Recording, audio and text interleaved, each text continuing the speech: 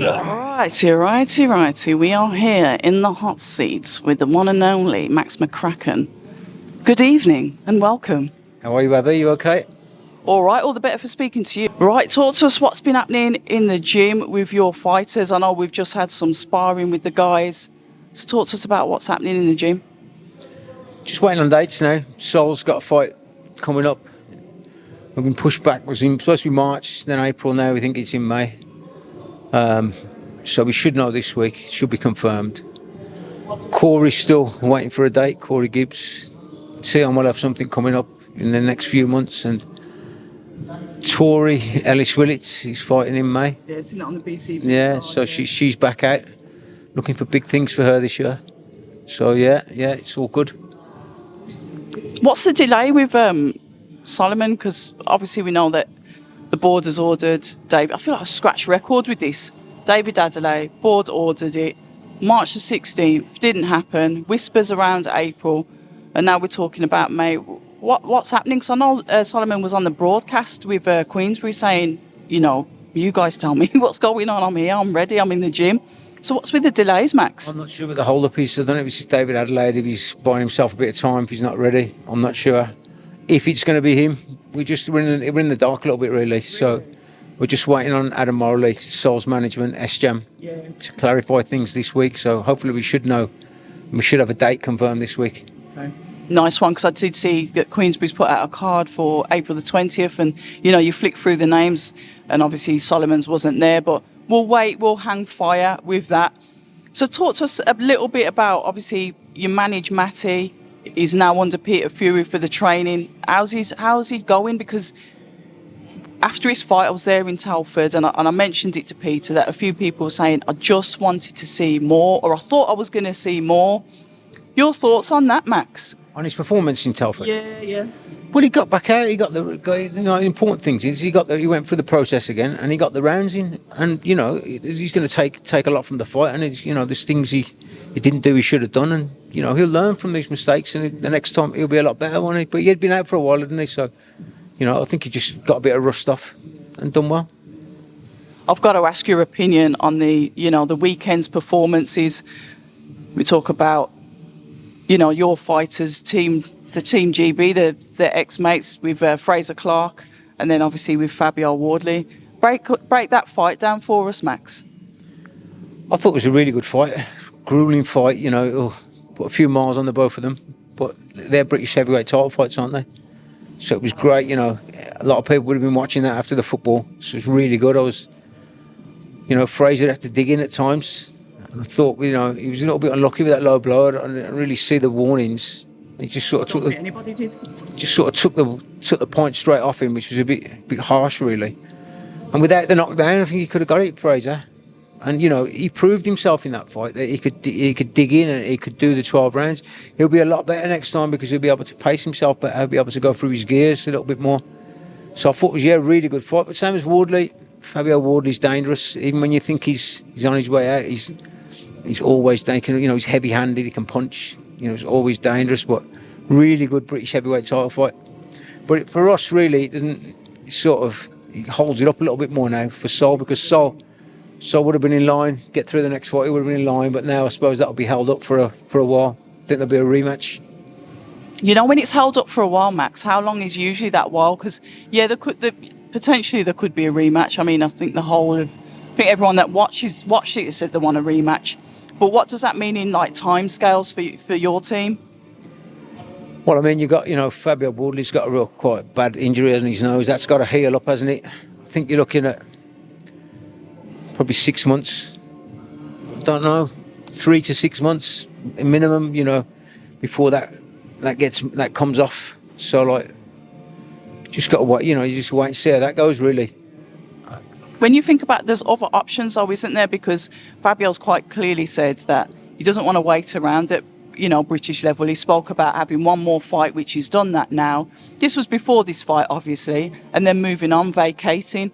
So is there a possibility that things could be in good stead? And obviously Fraser is the number one to fight for the vacant, and then whoever else, and that could be Solomon, challenges him. How would that work? Possibly, but I don't know if there's a bigger fight out there for Fabio Wardley at the minute. I think Fraser's the fight, isn't he? I think the public might demand it. They'll get big money, so you might have to stay at this level for a little bit longer. But I mean, there's always, if something come up, if there was a bigger fight, he'd give it up, and then maybe Solomon Fraser would fight for the vacant title. Yeah. But who knows? But I just think that the rematch will go ahead with this because it's, it was a really good fight. And people have got the appetite for it now, aren't they? They definitely did, and I lost my voice from screaming over the internet, cheering on Fraser to get him in the clinch when I saw Fabio relentlessly coming back towards him, because that's what he does when he's hurt. He's dangerous. He's more dangerous when he's hurt. But what I did see, Max, is like from the beginning, Fabio usually takes his time a little. Don't get me wrong, if he'll get to you if he can, but he came out very aggressive very quickly with Fraser, which made me think, hold on a minute, he doesn't want to stay in there with him too long. I thought Fraser was quite sharp with his jab. He was catching with them uppercuts as well, snapping Wardley's head back early on. I think it surprised Wardley how sharp Fraser was. But after a few rounds, he was looking for that counter right hand, wasn't he? Over Fraser's jab. But he's dangerous, Wardley. You can't, anything slower, you make any, he'll capitalise on it and he can hurt you. So you've got to be switched on for every second with Wardley. But I just think the next fight, from that fight, I think Fraser's going to take loads from it. He's going to realise that he can do the 12 rounds, and there's the spots in the fight where he can push himself a little bit further. He can really, let his hands go a little bit more. So yeah, I think it's been, really good British heavyweight title fight that they'll both learn from.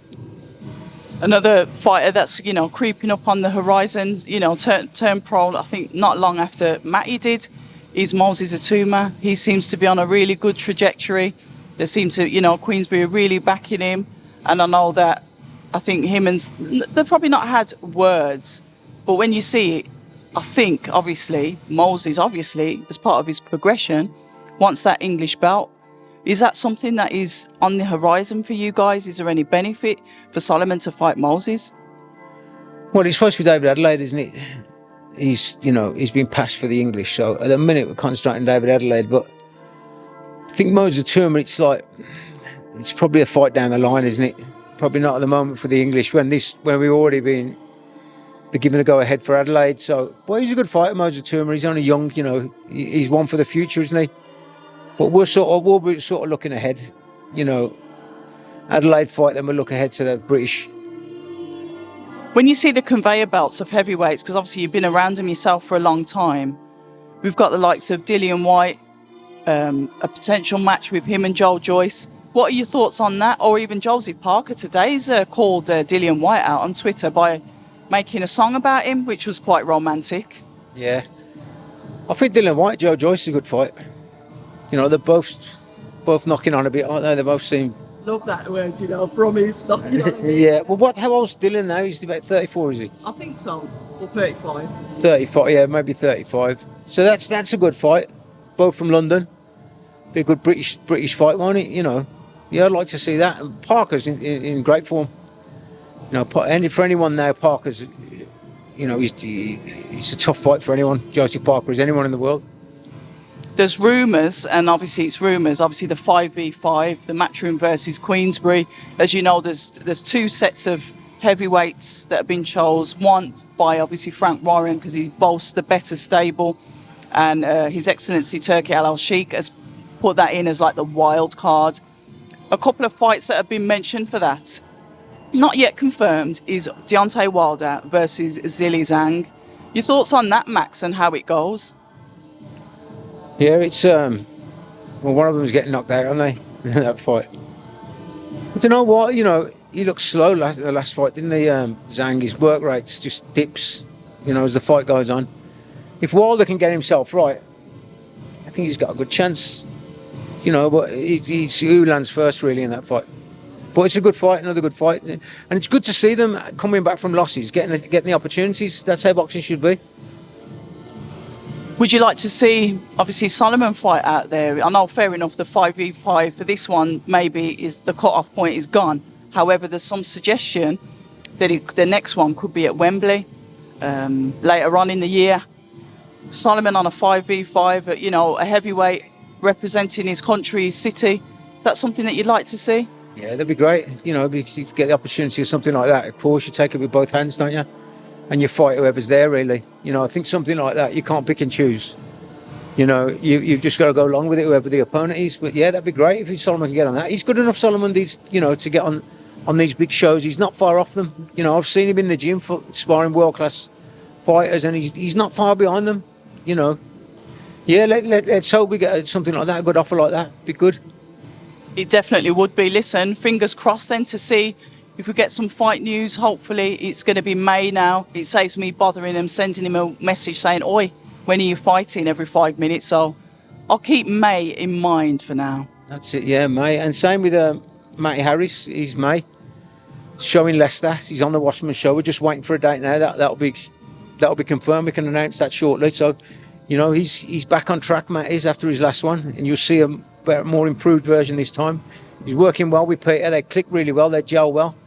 So there's only good things going to come from Matt Harris. He's still, you know, relatively young, 24. He's had his setback, but he's back in the gym. He's working hard, so he's another one for the future. He'll be in the picture soon. You know, a year, 18 months. He's going to be knocking around that British scene. You know, once he's built up his experience and, you know, keeps working hard under Peter Fury. Yeah, looking forward to it. You know what I was going to ask you? Obviously, because you manage Matty and you train Solomon, what would that be like for you two if they got in the same? Because theoretically, they turn pro a few months apart. So how would you deal with that? What would that? Because you obviously can't be in both corners, can you? No, I wouldn't really want to see the both of them fight each other. Can you do that though? Can you say, look, because of that, like team, I'm going to keep them apart. You could, you know, unless there's crazy money involved, then they're both going to want the fight, aren't they? Yeah. But no, they're in the same sort of stable, aren't they? So they don't really want to be fighting each other, you know. And they work with each other a lot. They've known each other for a few years. They spar a lot and they work a lot. They're friends, you know what I mean? So that's not really something we're looking at. No, I admire that because sometimes you do get like people that are in the same gym or have been in the same gym at some point. A prime example of sparring partners and friendships is Dan Aziz and Joshua Buatsi, and then they ended up fighting each other. And at one point you thought, oh, is this friendship going to get back on track after that? But it did. But that can still happen. Of course, it can. You can never say never, but you know, it's something that we're not thinking of or looking at this stage. But in time to come, if there was crazy money on the table and there's big titles or something, then of course they're gonna consider it, aren't they? We love it. Listen, Max, thank you so much for your time. Always a pleasure, and thank you for always inviting me down to the gym as well. This is like home, isn't it? The first gym I came to. The furniture here, you know that. I want to mention as well Matt Williams as well. He's fighting in the ABAs this Saturday.